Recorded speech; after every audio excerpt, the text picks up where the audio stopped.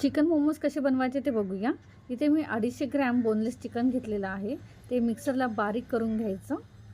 आता बाउलमध्ये आपण त्याला साईडला काढून ठेवूया। मोमोज बनवण्यासाठी आपण पहिलं पीठ तयार करून घेऊया।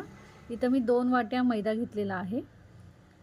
त्याच्यामध्ये चवीनुसार मीठ, थोडं थोडं पाणी टाकून हे पीठ आपण घट्टसर मळून घ्यायचं आहे।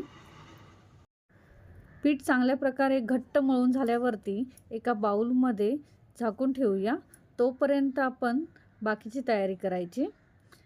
त्यासाठी आपण बोनलेस चिकन घेतलेलं आहे। त्यामध्ये गाजर, कोबी, कांदा आणि लसूण कापलेला ते एकत्र टाकायचं।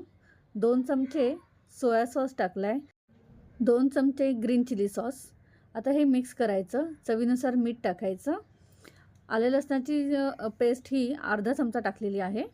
आता ही चांगल्या प्रकारे आपण मिक्स करून घ्यायचं। इथे 1 चमचा विनेगर टाकलाय।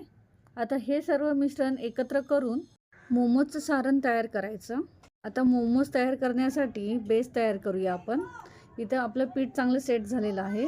अशा पद्धतीने आपण जसे पापड तयार करताना लाट्या पाडतो त्या पद्धतीनेच आपल्याला याच्या लाट्या पाडायच्या आहेत।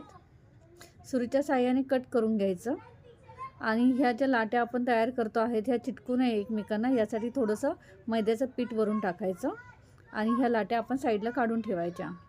एक एक लाटी घेऊन ती या पद्धतीने लाटायची। लाटताना बेस हा थोडा जाडच ठेवायचा। आता यामध्ये फिलिंग भरायचं। आपण जे मोमोजसाठी तयार केलेलं आहे चिकनचं फिलिंग, ते केल्यावरती करंजीसारखं एक साईड बंद करायची। तुम्हाला ज्या पद्धतीने आवडेल त्या पद्धतीने त्याला आकार द्या। आपण करंजीला दोन्ही साईड घट्ट दाबून धरतो, पॅक करतो।